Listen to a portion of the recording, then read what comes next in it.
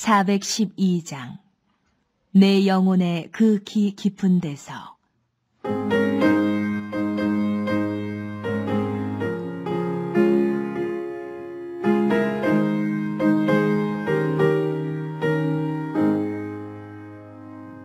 내 영혼의 극히 깊은 데서 맑은 가락이 울려나네.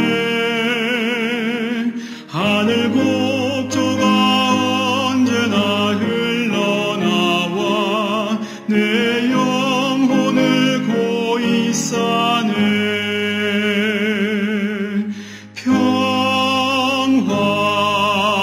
평화로다 하늘 위에서 내려오네.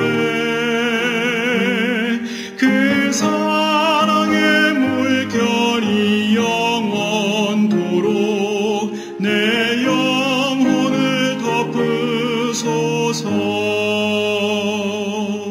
내 맘속에 솟아나니 평화는 깊이 묻힌 보배로다. 나의 보화를 캐내어 가져갈 자 그 아무도 없으리라.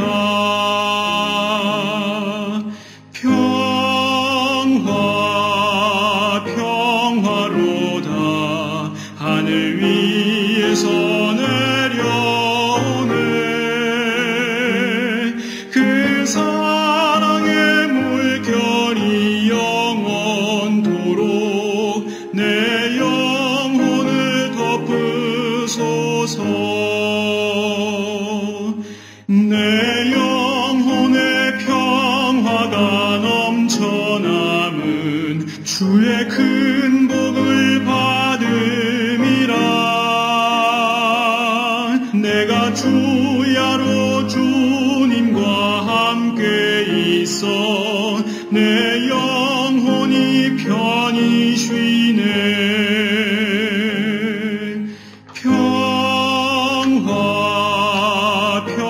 평화로다 하늘 위에서 내려오네.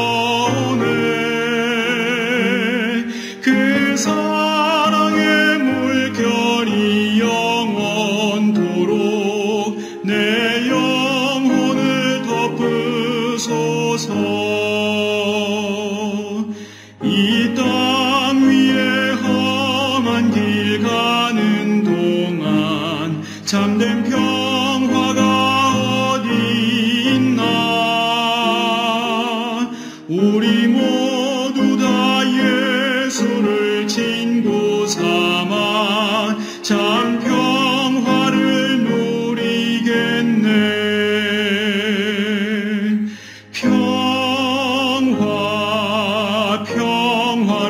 평화로다 하늘 위에서 내려오네. 그 사랑의 물결이 영원토록 내 영혼을 덮으소서.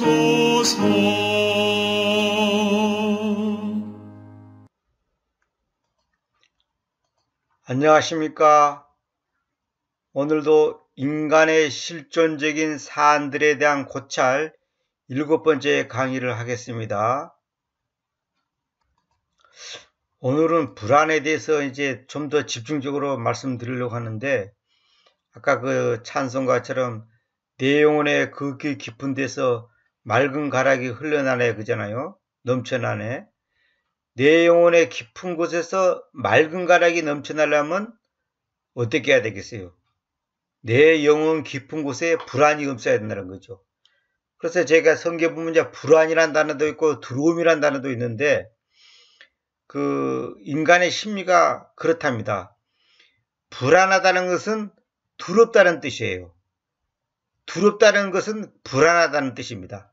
그래서 사업이 망할까 두렵다. 그럼 불안하다는 거거든요. 요즘 경기가 안 좋으니까 불안하다. 그러면 사업이 망할까 두렵다는 것이죠. 그러니까 두렵다와 불안하다가 상당히 밀접한 관계에 있습니다. 뗄래야 뗄 수가 없습니다. 그래서 우리가 흔히 아듯이 그 개가 낯선 사람이 들어오면 짖지 않습니까? 왜 짖는 줄 아십니까? 불안해서 짖는 겁니다. 낯선 사람이 미워서 짖는 게 아니에요. 낯선 사람이 무슨 뭐 자기를 해꾸자니까 짖는 게 아니라 낯선 사람을 보는 순간 불안한 거예요. 그러니까 낯선 사람을 보는 순간 두려운 거예요. 왜? 못 보던 사람이 갑자기 자기 집에 구역에 나타나니까 그 경계를 하는 거예요. 그 하나님이 그 개한테 주는 그 본능이에요. 그러니까 그 개한테는 그런 두려움이 있단 말입니다. 그러나 자기가 잘 아는 사람은 아무리 한밤중에 들어오고 갑자기 들어오더라도 안 짖습니다. 어렸을 때 제가 시골에서 개를 키워보면 알지만은 밤에 갑자기 새벽녘에 그냥 어디 갔다가 갑자기 들어오면 개가 처음에는 깜짝 놀래가지고 약간 이렇게 소리 약간 짖으려고 하다가도 딱 자기 주인이란 것을 알고 나서 바로 그냥 꼬리를 저으면서 반가워합니다. 벌써 개는 그 후각적으로도 알거든요. 그래서 그 전문가가 조사를 해봤더니 교회 마당에다가 개를 매어놨는데 그 많은 사람들을 개가 다 알더라는 거예요. 다시 말하면 짖어야 될 사람인지 짖지 않아야 될 사람인지 다 안다는 거예요. 어떻게 아는가 했더니 우리 인간처럼 눈으로 봐서 기억해서 아는 게 아니라 물론 그런 면도 있겠지 조금은. 그러나 이제 개들은 이제 그 칼날을 구분 못한다 하잖아요. 그냥 흑백밖에 모른다지 않습니까? 그러니까 개가 후각적으로 안다는 거예요. 그 교회에 들락날락 하는 사람들의 몸에서 나는 그 독특한 냄새, 그 사람마다 냄새가 다 다르거든요. 그 후각을 통해서 사람을 구분한다는 거예요. 다시 말하면 한밤중에 오더라도 깜깜한 상황에 오더라도 벌써 짖어야 될 사람인지 짖어서는 안 돼야 될 사람인지를 안다는 거예요. 그래서 이제 그 사람들의 말에 하면 개가 사람보다 최소한 40배에서 뭐 100배 이렇게 그 개마다 좀 다르지만은 그 뛰어난 후각을 갖고 있다지 않습니까? 그게 뭐냐면 개가 갖고 있는 그 본능을 하나님께서 그런 능력을 주신 거예요.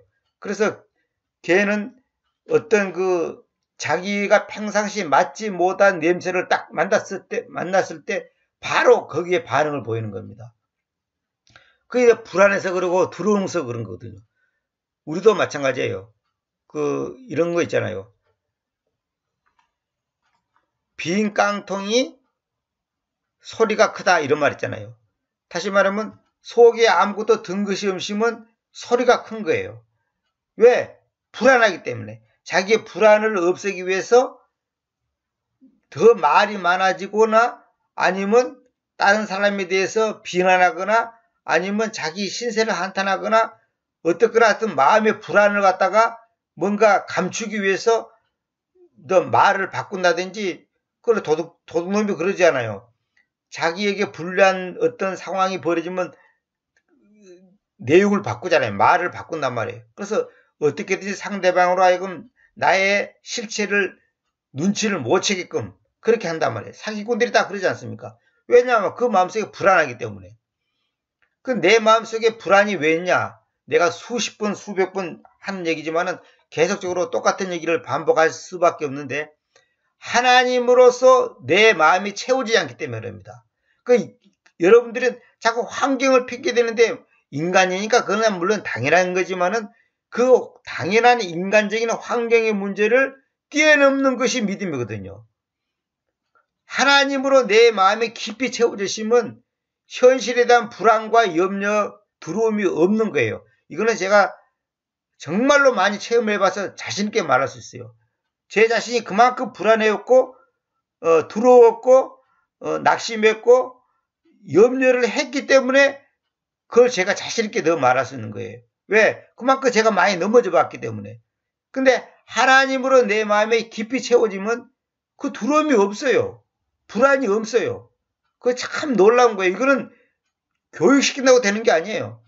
하나님의 은혜가 나를 꽉 잡고 있으면 그 은혜가 딴 게 아닙니다. 십자가의 사랑. 십자가의 그 사랑이 내 마음을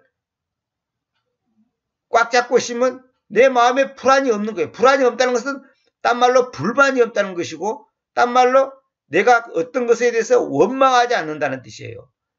그러니까 무슨 말이냐면 내가 여러 번 들었듯이 내 마음은, 사람의 마음은 하나님의 크기로 만들어졌다는 거예요.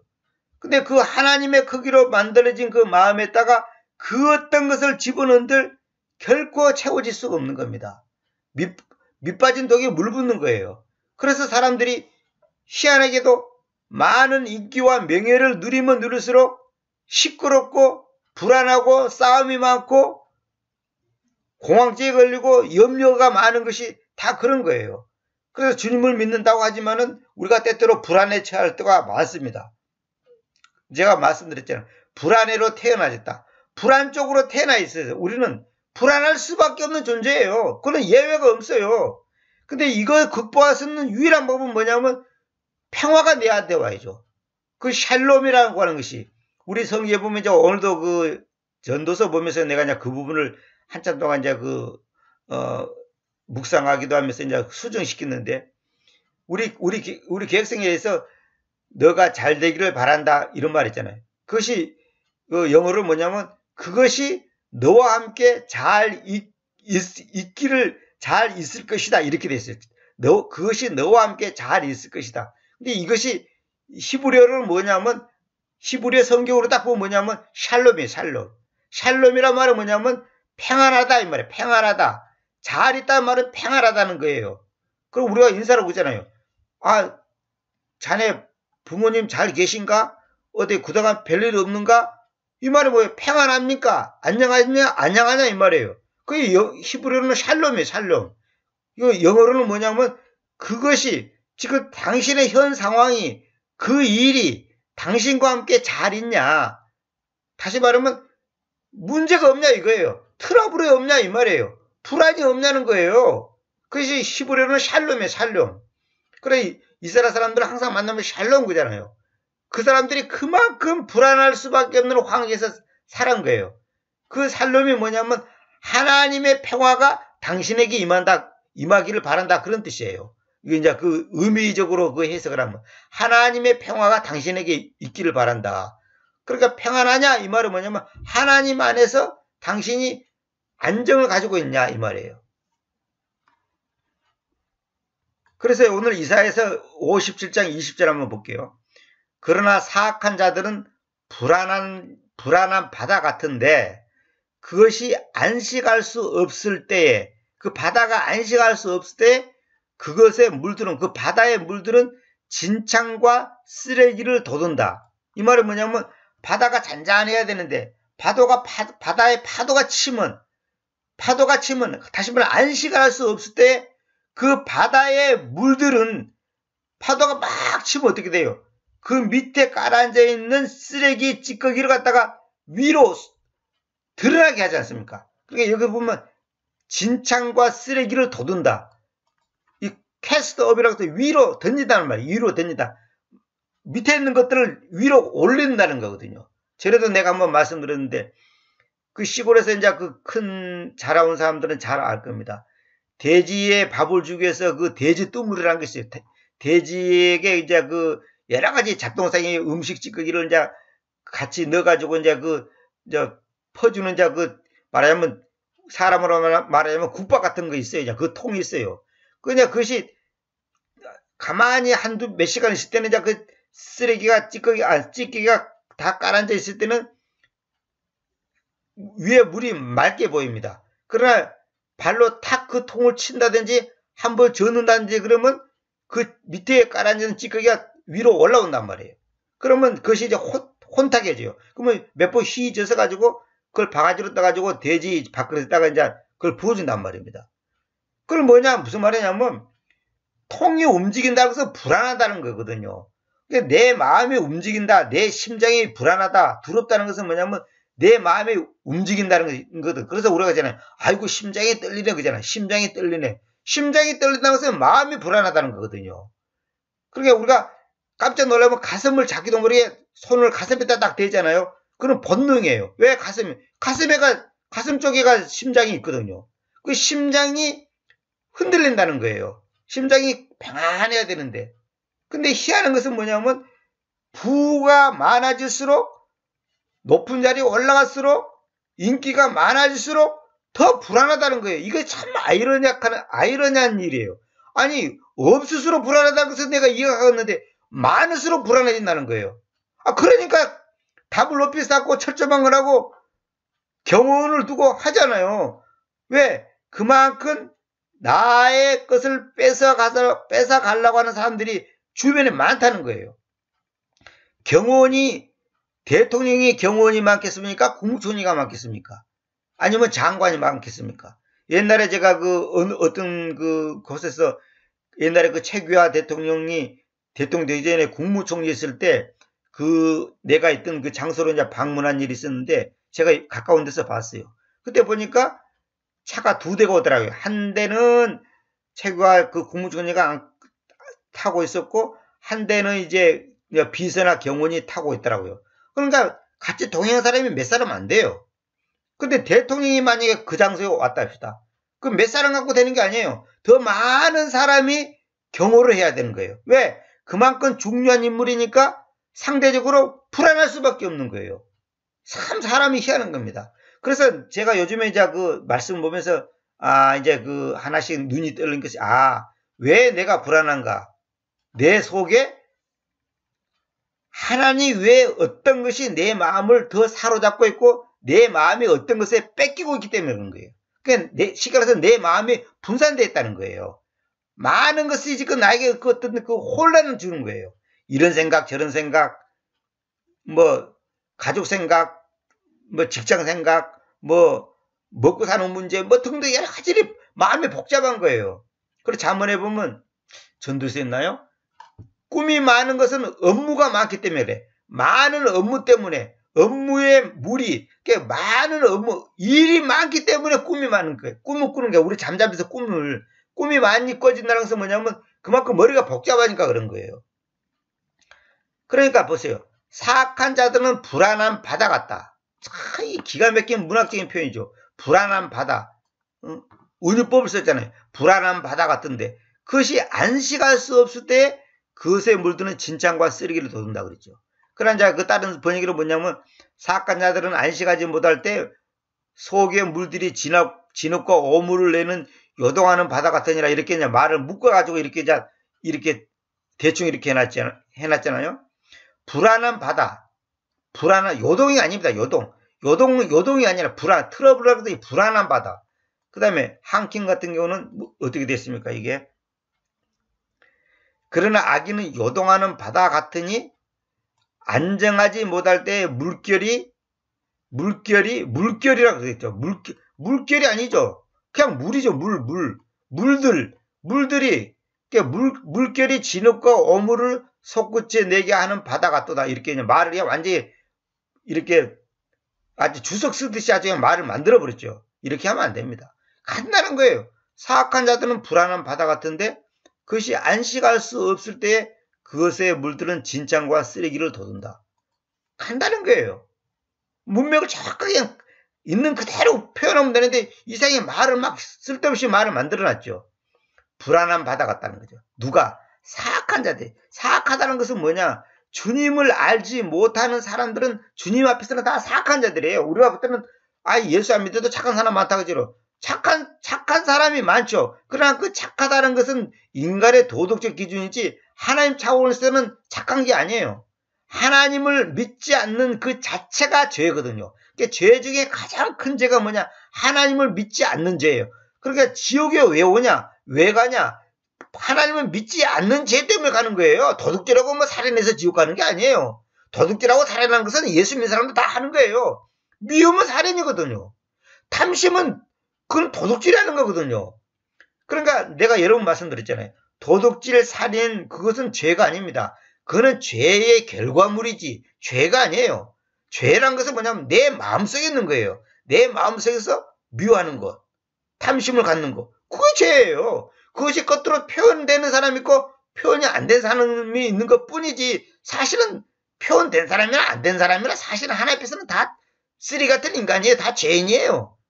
그러나 예수님을 믿지 않기 때문에 그 죄가 용서함을 받지 못하고 예수님을 믿기 때문에 그 죄가 용서를 받는다는 그 차이만 있을 뿐이지 사실은 다 도둑놈이고 다 나쁜 놈이고 다 살인자예요. 뭐 예외 없습니다. 다 마찬가지입니다.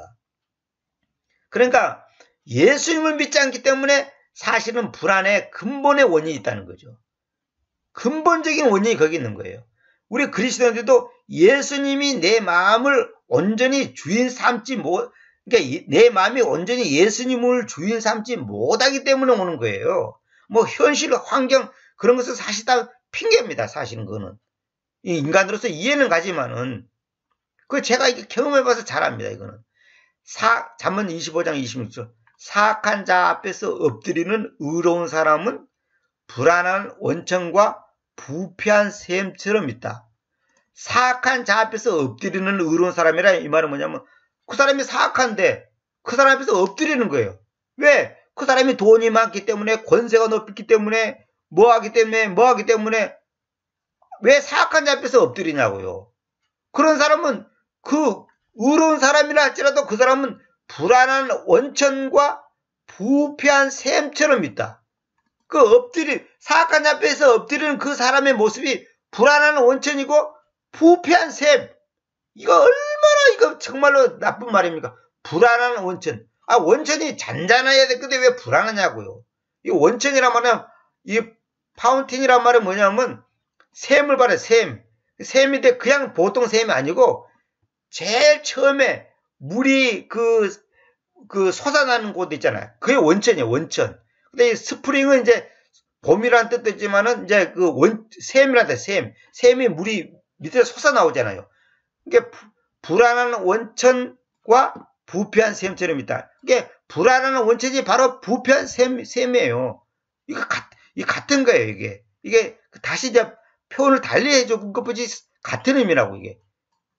원천이 불안해. 그러면 샘이 부패됐다는 거예요. 부패된 샘에서 나오는 물을 마시면 됩니까? 안 되는 거예요. 그러니까 사악한 자 앞에서 엎드리는 의로운 사람은 지금 오늘날 그리스도인들이 자기의 먹고 사는 문제 때문에 직장 때문에 뭐 또 자기의 지위 때문에 뭐 사회적인 뭐 체면 때문에 이 잘못된 사람 앞에 엎드린 사람이 있단 말이에요. 이걸 정말로 부끄러운 거예요. 이거는 내가 사장한테 밑보이면 쫓겨나면 어쩔까? 내가 교인들한테 밑보이면 욕먹으면 어쩔까? 그래가지고 목사도 설교할 때도 교인들 앞에 교인들 눈치를 보는단 말이에요. 교인들한테 바른 말을 못해요.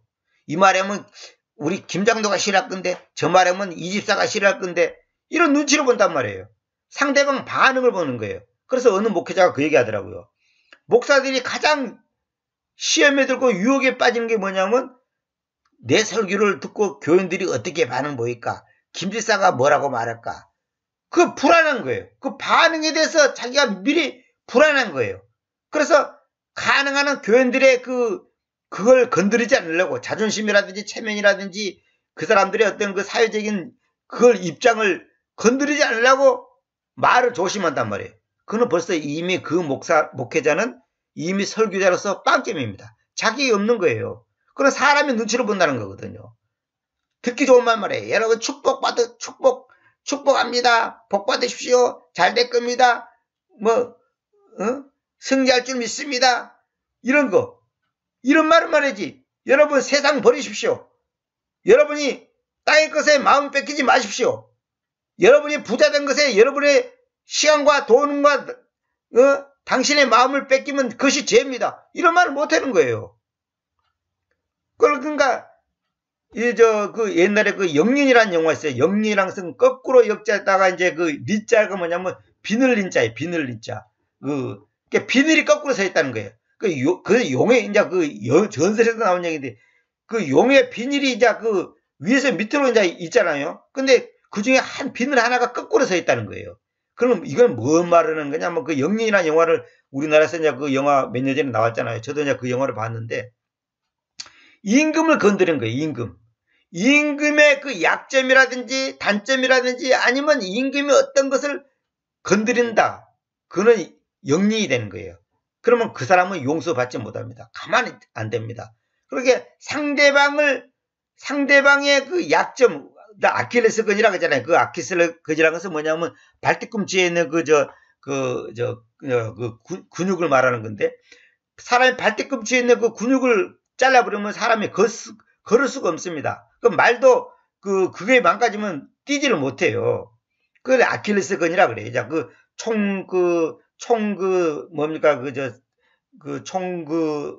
뭐라 그러죠?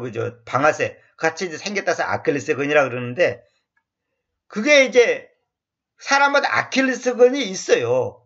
근데 그걸 두려우면 안 되는 거예요. 그걸 찔러야 되는 거예요. 왜? 그것을 찔렀을 때 그 사람이 굴복하거든요. 그래서 하나님께서 우리에게 고난을 주고, 제가 여러 번 말씀드렸잖아요. 망해야 됩니다. 깨져야 됩니다. 사람은 고난을 겪어야 됩니다. 그것은 뭐냐면, 이건 내 얘기가 이제 성경에서 그렇게 말하고 있어요. 고난이 유익이라고 그랬잖아요. 그럼 뭐냐? 그 사람의 아킬레스건을 잘라버리는 거예요. 그냥 그 사람이 힘을 쓰는 거. 돈이면 돈, 건강이면 건강, 사회적인 지위면 지위. 그 아킬레스건을 잘라버려야 되는 거예요. 그것만 잘라보면 그 사람이 맥을 못 쓰거든요. 그 사람의 그 약점이단 말이에요. 그렇게 어떤 사람들이 이제 원수를 갖기 위해서 그러잖아요. 그 사람 밑에 몰래 가가지고 그 사람의 약점을 잡는 거예요. 비리를 잡고 뭔가 그 사람의 어떤 약점을 잡아가지고 그걸 탁 터뜨리는 거예요. 그러면 꼼짝 못 하는 거예요. 그런 경우가 많습니다. 이 정치 세계가 더군다나 그런 게 굉장히 많습니다. 몰래 이제 잠입받고 처음에는 충성하는 것처럼 해갖고, 그러니까 이단들이 교회에 가만히 들어왔고, 처음에는 교회 목사나 전도사나 리더자한테 아주 충성을 하고 잘한단 말이에요. 그래서 가까이 있다가 이제 그 사람의 어떤 약점을 딱 잡는 거예요. 그래가지고 어떤 계기가 돼갖고 이제 사람들한테 자기가 신뢰를 받은 다음에 그걸 탁 터뜨리는 거예요. 그래서 교회를 완전히 뒤집어 놓고 교인들 데리고 나가고 목사를 쫓아내고 막 이런 일이 많습니다. 지금 대표적인 것이 이만희 집단 있잖아요. 이만희 집단에서 지금 다들 그렇게 하고 있잖아요. 그래갖고 몰래 들어와갖고 그 사람들이 지금 그렇게 해서 일반 교회가 문을 닫거나 교회가 큰 혼란에 빠지는 경우가 많습니다. 근데 이제 여기 보면 기금적은 의로운 자가 사악한 자 앞에 굴복하는 것은 희저은 샘과 썩은 옹달샘 같으니라 일어났죠. 옹달샘. 그 다음에 한킥은 악인 앞에 굴복하는 의로운 사람은 불결한 샘과 오염된 샘물 같으니라 그랬죠. 불결한. 이 트러블을 갖다가 어떤 데는 걱정, 근심해놓고 또 이거는 불결하다 그래. 불결한 게 아니죠. 불안한 원천과 부패한 샘. 원천이 불안하다는 것은 그것이 잔잔하게 있어야 되는데 요동을 친다는 거거든요. 요동을 치면 그게 뭐예요? 아까 여기 있는 것처럼 뭐예요? 진창과 쓰레기를 돋을 수밖에 없는 거예요. 찌꺼기가 올라올 수밖에 없는 거예요. 이런 번역은 이거 사실 정확한 번역이 아닙니다. 내가 남에게 비판하자는 게 아니라 이건 정확한 번역이 아닙니다. 이 커랩, 성경을 하나님의 말씀을 부패시킨다 할 때도 이 단어 씁니다. 커랩, 부패하다, 부패시킨다. 여기서 형용사니까 부패한 셈처럼 있다. 그러니까 악인 앞에 엎드린다는 것은 그 사람이 지금 뭐예요? 그만큼 하나님 보실 때는 불안한 원천이고 부패한 셈 같은 존재일 수밖에 없는 거예요. 한마디로 쓸모없는 인간이에요. 이거 아무짝에도 쓸모없는 인간인 거예요. 오늘날도 목사들이 뭐예요? 바른 성경이 어떤 걸 쓰는지 알면서도 발음을 못하고, 캐톨릭이 잘못된 줄 알면서도 캐톨릭을 비판하지 못해요. 왜? 교회도 눈치 보고 사회 눈치 보고 자기 체면 봐서 눈치를 본단 말이에요. 바른 성경 알아도 바른 성경을 바르게 말을 못해요. 적당히 사람들 비비맞춰가면서 사람들을 어떻게든지 건들지 않으려고, 영련하지 않으려고, 비닐을 거꾸로 된 비닐을 건들지 않으려고 그런 게 있단 말이에요. 그게 바로 싹군이고, 그게 바로 아직 하나님 앞에서 바른 자세가 돼 있지 않는 목회자단 말이에요. 그런 사람 많습니다. 지금.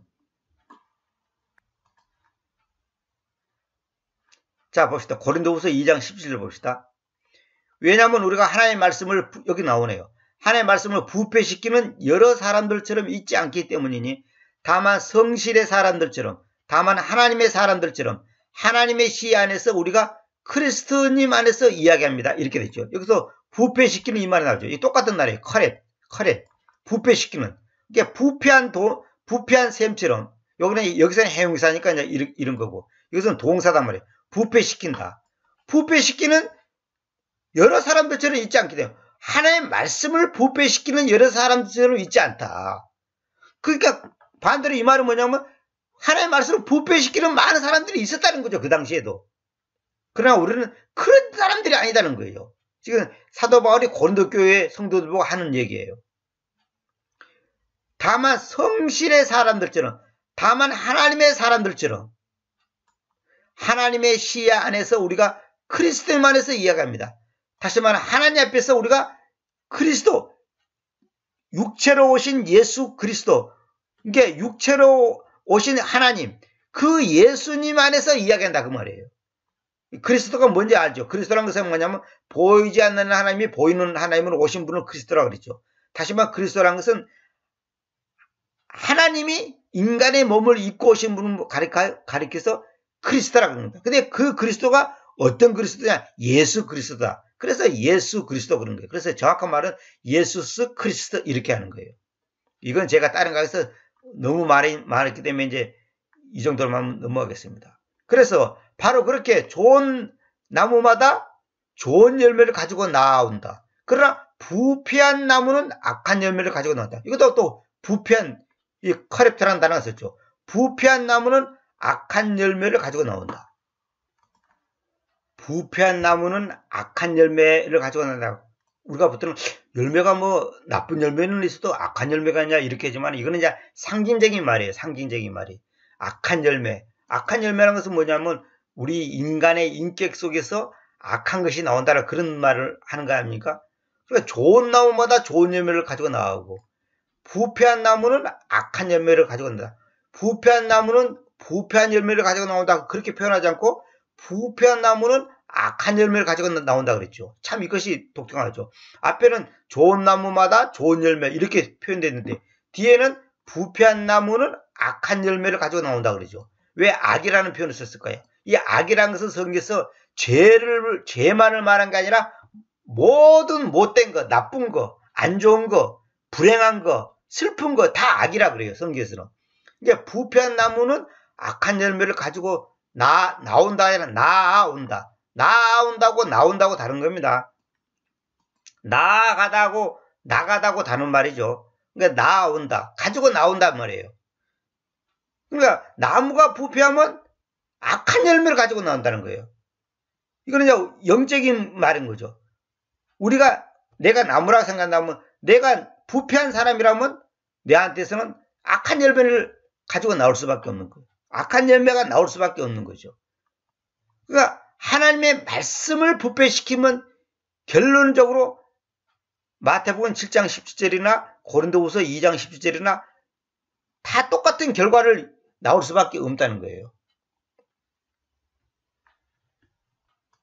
그래서 우리가 보통 욕심을 버리라 그러잖아. 욕심을 버리라. 그 욕심을 버린다는 거, 이 욕심이라고 하는 것이 이 성경에서는 이제 그 히브리 성경에서는 이제 이런 의미가 있다고 그러는 거예요.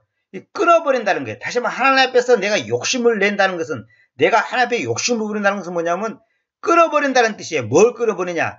하나님이 가지고 계셔야 될 그 생각과 꿈과 뜻을 내가 끊어버리고 내가 원하는 것을 거기다가 대치시키는 거. 그게 욕심이에요. 그러니까 하나님의 뜻보다 나의 뜻이 우선이 되어버리고 하나님의 생각보다 내 생각이 우선이 되어버리는 거예요. 그래서 우리가 보통 그러잖아요. 꿈을 가져라, 비전을 가져라, 뭐 꿈을 꾸라, 뭐 바라봄의 법칙, 뭐 소망 가져라 이런 거 있잖아요. 긍정적인 사고방식 이런 거 있잖아요. 그게 다 잘못된 거예요. 그래 인간적으로 봤을 때는 굉장히 그 일리가 있고 용기를 주고 막 이렇게 뭔가 소망을 주고 힘이 나게 하지 않아요? 그러나 하나님 앞에서는 그거 다 잘못된 겁니다.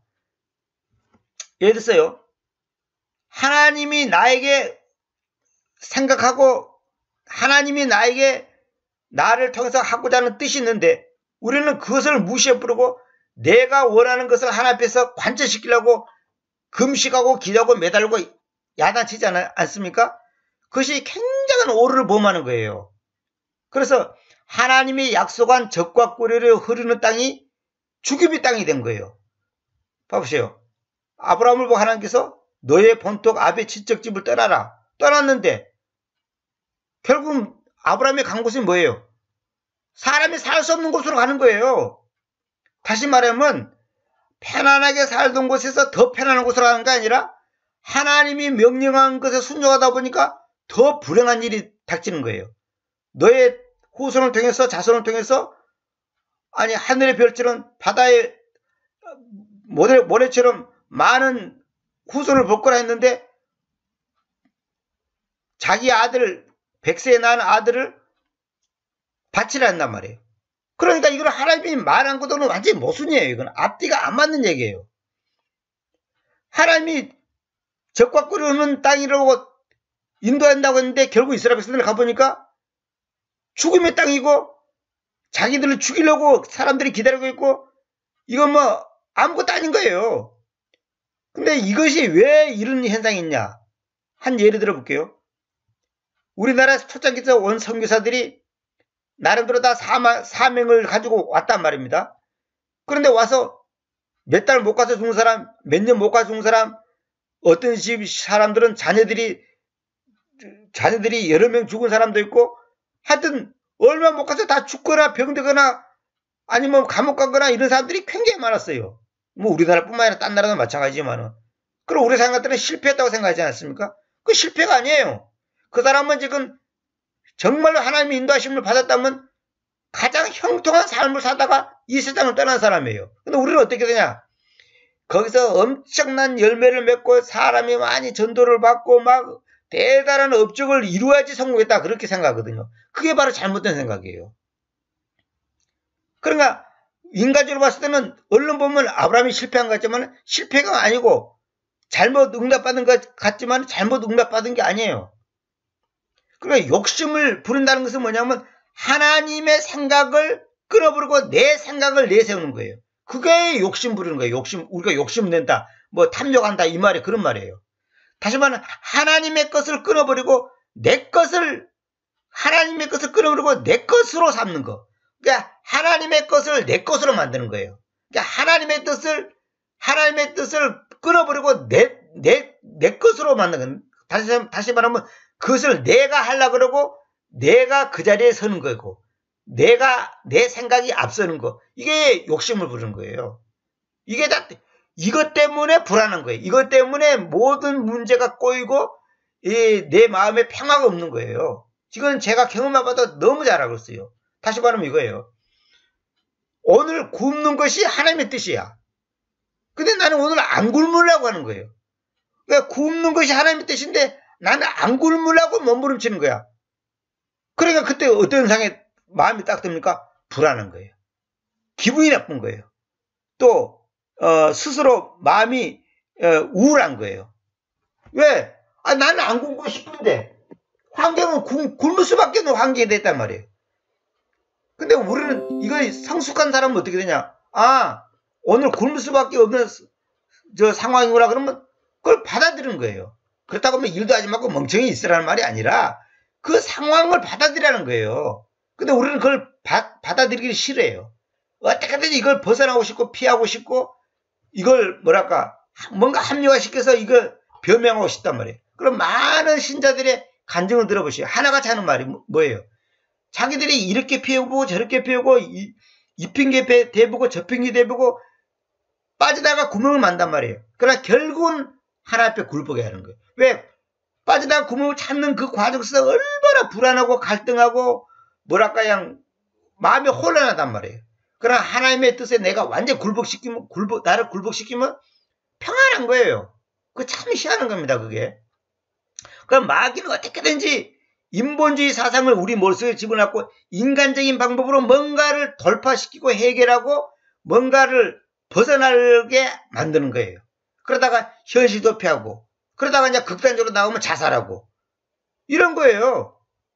그러니까 이것이 바로 마귀한테 속는 거단 말이에요. 그래서 어떤 분이 이제 그 간증한테 좀 내가 감동이 와서 내가 메모하는 거 있었는데 잠깐 읽어드릴게요. 하나님 앞에 간절히 자기의 어려운 문제를 놓고 이제 기도를 하는데 너와 나 사이에 우상이 있다 그러더래요. 우상.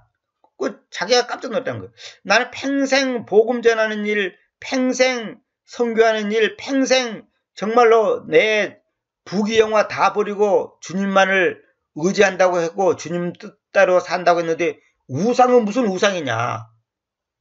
그렇게 생각했다는 거예요. 그런데 그것이 뭐냐고 하나님께 간절히 기도했을 때 주님의 응답이 뭐냐. 너의 생각, 너의 계획, 너의 이상, 너의 꿈이 바로 우상이다. 그런 게. 네 생각, 네 계획, 네 이상, 네 비전, 네 꿈, 그것이 우상이다 이런 거예요. 이걸 알아야 됩니다, 여러분들이. 여러분 생각을 아무 의미가 없다니까, 하나 앞에서. 뭐, 바람의 법칙, 생각은 무엇을 바꾸고 어쩌고 이런 거 있잖아요. 생각의 힘, 이런 것도 써요. 생각의 힘. 저도 옛날에 그런 데 다 빠져봐서 생각의 힘, 이런 거. 생각을 하나님께서 물론 넣어주죠. 근데 그 생각을 하나님이 넣어줬는지 마귀가 넣어줬는지를 구분해야 되는 거예요. 구분하는 방법 간단하게 가르쳐 드릴까요? 여러분 마음속에 진짜 평화가 있습니까? 아니면 불안합니까? 갈등이 있습니까? 그럼 다 마귀가 주는 거예요, 그거는. 진짜 하나님이 주는 것은 절대 불안하고, 갈등 느끼고, 그런 게 없는 거예요. 잠 못 자고 이런 게 없는 거예요. 내 생각, 내 계획, 내 이상, 내 꿈, 내 욕심, 나. 이게 전부 하나 앞에서는 우상인 거예요. 우상이 다 대단한 게 아니에요. 무슨 절간에 있는 그런 것만 우상이 아닌 거예요. 그래서 우리의 마음은 내가 수십 번 얘기했잖아요. 손해보고 억울하고 후회스러운 거 있잖아요. 그거 다 죽어야 되는 거예요. 또 이익을 위해서 발버둥 치고 성공, 승리, 합격, 이런 거 있잖아요. 그것도 죽어야 되는 거예요. 다 죽어야 되는 거예요. 그래서 오늘 제가 이제 오늘은 고린도서 여기까지만 하고 요한복음 5장 4절부터는 다음 시간에 하기로 하고, 이거는 제가 8강으로 이제 해야 되겠습니다. 하고 마지막으로 한마디만 더 하고 이제 마치도록 하겠습니다. 뭐냐면, 여러분 매국노란 말 있잖아요. 매국노. 나라를 팔아먹는 사람 보고 매국노라고 하잖아요. 이완용이 가면 나라를 팔아먹었다 이런 거 있잖아요. 그럼 매국노가 뭔지 아십니까? 땅에 있는 조국을 팔아서 땅에 있는 이득을 챙기는 자. 그게 매국노예요. 그러니까 다시 말하면 나의 이득을 먼저 내 마음에 품고, 나는 지금 장관 자리가 욕심난다. 부자가 되고 싶다. 그러면 그걸 이루기 위해서는 내 조국도 팔겠다 이거예요. 내가 높은 자리, 부귀영화를 누리기 위해서는 내 조국도 팔겠다. 그게 매국노예요. 땅에 있는 조국을 팔아가지고 땅에 있는 이득을 챙기고자 하는 거. 이거 반대말로 말하면 이득을 먼저 내 마음을 딱 가지고 있어요. 나는 최소한 국무총리 자리가 원한다. 장관 자리를 원한다. 그러면 그 자리를 얻기 위해서 조국을 파는 거예요. 그게 매국노예요. 매국노. 그럼 애국자는 뭐냐? 애국자. 땅에 있는 자신의 이득을 아끼지 않고, 그러니까 땅에 있는 자기가 어떤 것을 편안히 살 수도 있고, 자기가 어려움없이 잘 먹고 잘 살 수가 있지만은, 땅에 있는 자신의 이득을 아끼지 않고 땅에 있는 조국을 사랑하는 자. 그러니까 나의 이득을, 나의 편안함, 나의 재산, 재물을 아끼지 않고 조국을 위해서 그것을 바치시는 사람. 그게 애국자예요. 다시 말하면 조국이 먼저다. 조국을 먼저 가슴에 품고 마음에 품고 이득을 대하는 거예요. 그러니까 조국이 먼저고 이득이 나중인 사람. 이 사람이 애국자예요. 그러나 이득이 먼저고 조국이 나중인 사람. 이 사람이 매국노인 거예요. 이 순서 한 가지 때문에 완전히 나쁜 놈이 되고 완전히 좋은 사람이 되는 거예요. 이게 내가 여러 번 말씀드렸죠. 하나님을 가진다는 것은 무엇인가 해서 아주 수십 번 내가 강조한 게 뭡니까? 우선순위가 바뀌면 그것이 죄가 되고 그것이 가장 하나님께서 악한 거예요. 우선순위가 바뀌어버리면. 응? 우리 사회에서도 그잖아요. 사장이 우선이고 그 다음에 부장이잖아요. 그래서 그 다음에 부사장. 근데 만약에 부장이 우선이 되고 사장이 나중에 되면 그거는 그 회사에서 그 사람은 쫓겨나야 돼. 그 큰일 날 사람이에요. 그 사람은.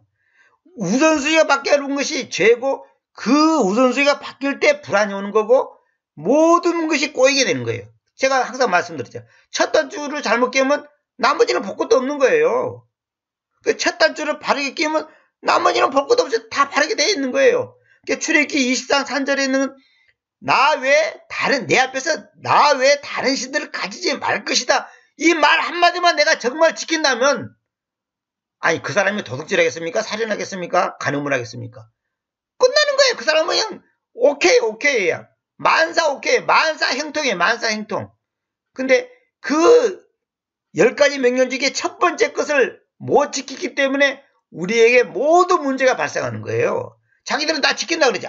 나는 하나님 외에 다른 신을 섬기지 않는다 뭐 이러죠. 웃기는 소리 하지 말아요. 그런 사람 거의 없습니다.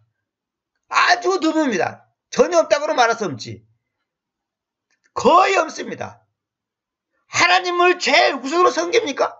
부모, 형제, 가족, 이웃, 사업, 직장 그 어떤 것보다 하나님을 제일 우선으로 여러분들이 지금 마음속에 최우선으로 지금 간직하고 있고 그것을 제우선으로 실천하고 있습니까?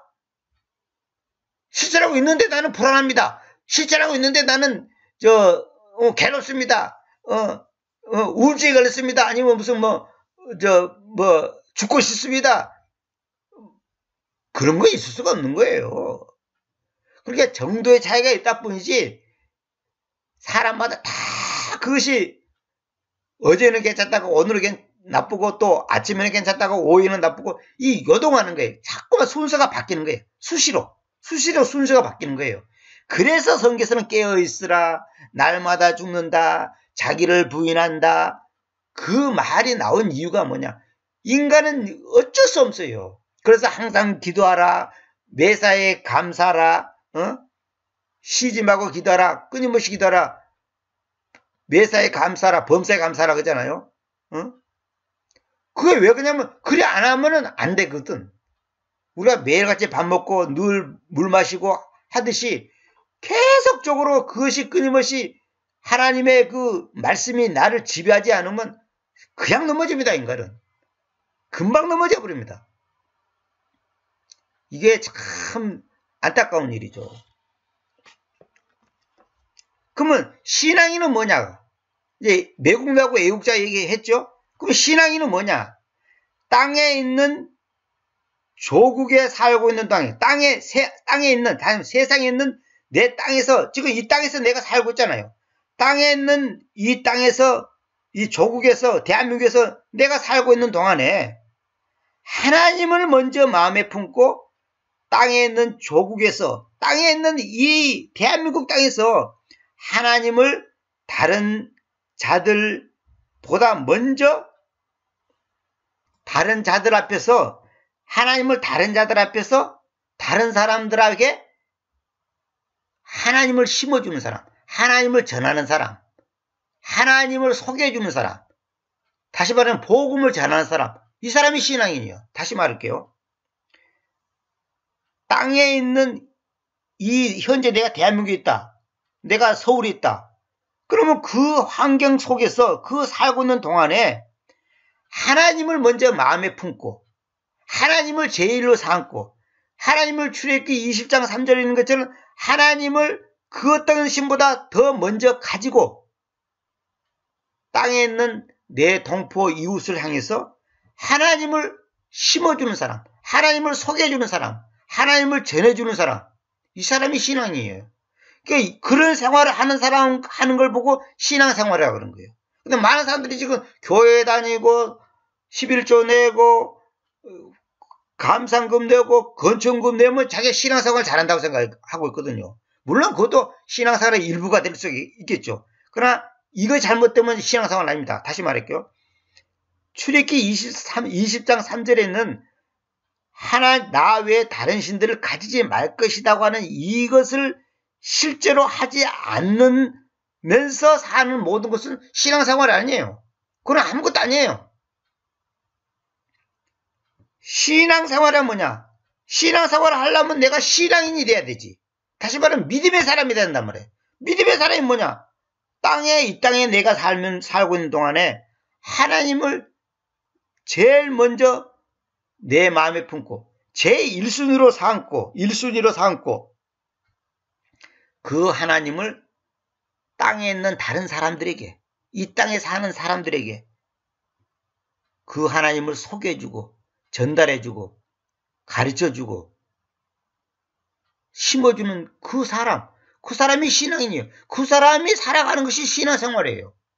교회에 청기 지키고 주일 성사합니다. 안식일을 지킵니다. 해봤자 그건 종교생활하는 거예요. 종교생활. 자기가 제일 먼저고 직장이 제일 먼저고 돈 버는 것이 제일 먼저고 출산하는 것이 제일 먼저고 진급하는 것이 제일 먼저고 그것이 먼저인 사람이 무슨 신앙인이고 그것이 무슨 신앙생활입니까? 그건 아무것도 아닌 거예요. 그 사람들이 지금 이걸 다 착각한단 말이에요, 지금. 응? 그것이 안 되기 때문에 불안한 거예요.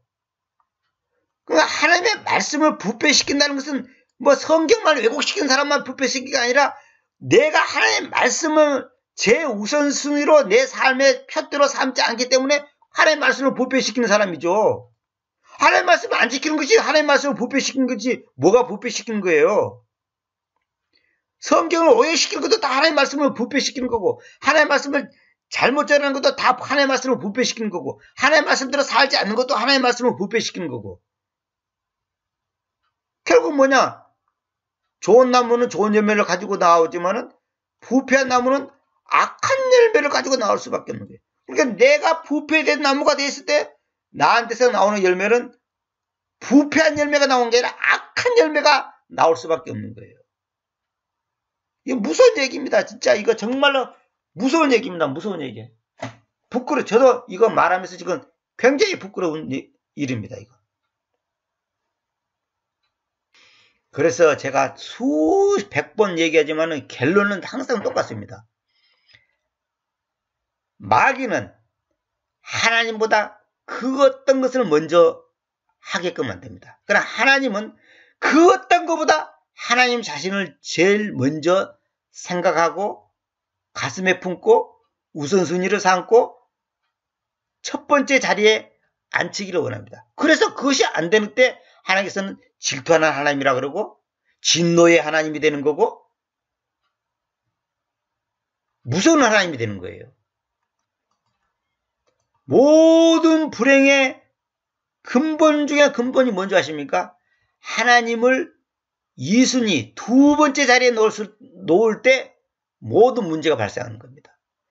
말로는 목사고 선교사고 말로는 교회 충성을 하고 봉사하고 성가대 봉사하고 무엇을 하고 어쩌고저쩌고 헌금하고 건천금은 1억을 내고 하는데 실제 그 사람의 근본의 밑바탕에는 뭐냐? 하나님이 1순위가 안 돼 있단 말이에요. 그 상태에서는 그는 꽝이에요. 하나님 앞에서는 인정을 받을 수 없는 거예요. 그게 우상이라니까요. 내 생각, 내 자식, 내 가족, 내 직장 그것이 우선순위가 되면 그것이 나한테는 우상이 되는 거예요. 그래서 내가 지난번에도 한번 말씀드렸죠. 하나님과 나 사이는 삼각관계예요. 삼각관계. 무슨 말이냐? 하나님과 나가 있고 그 옆에 뭔가가 있어요. 직장이 있고 부모가 있고 형제가 있고 가족이 있고 사업이 있고 출세가 있고 명예가 있고 인기가 있단 말이에요.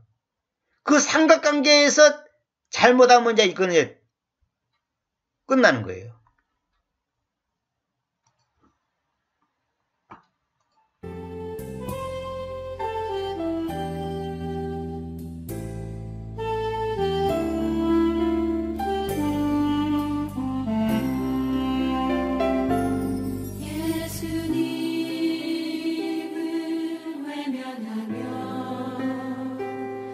세상 따라 살던 주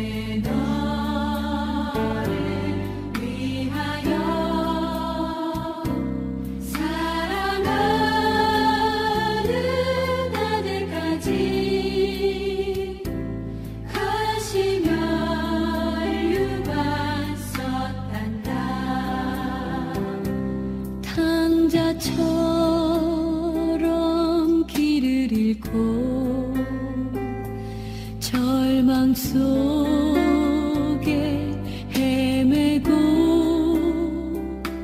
시기 질투 죄악으로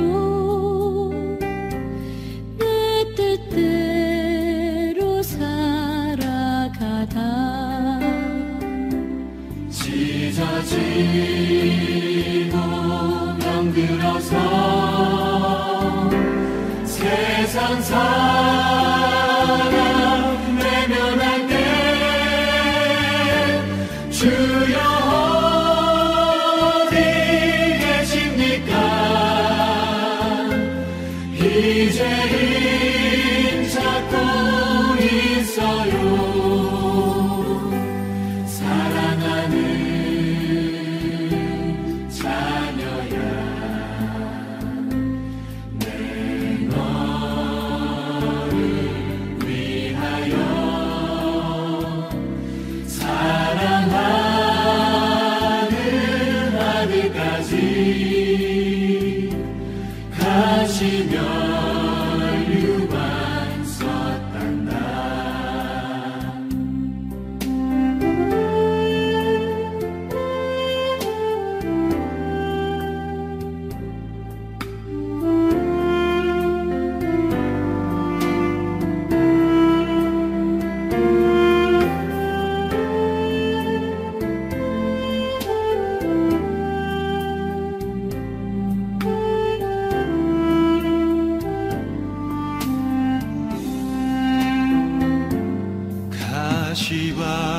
가시밭길 죄악길에 병든 몸 소중하다고 세상 부귀 쫓아가다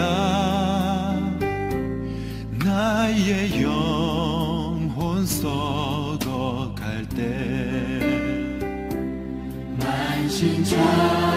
만신창이 모세들 주님 앞에 엎드려서 주님 어디 계십니까? 이제 힘 만나 주세요. 사랑하는 자녀야, 내 너를 위하여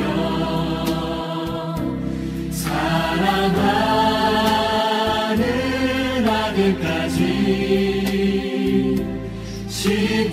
십자가에 달렸단다.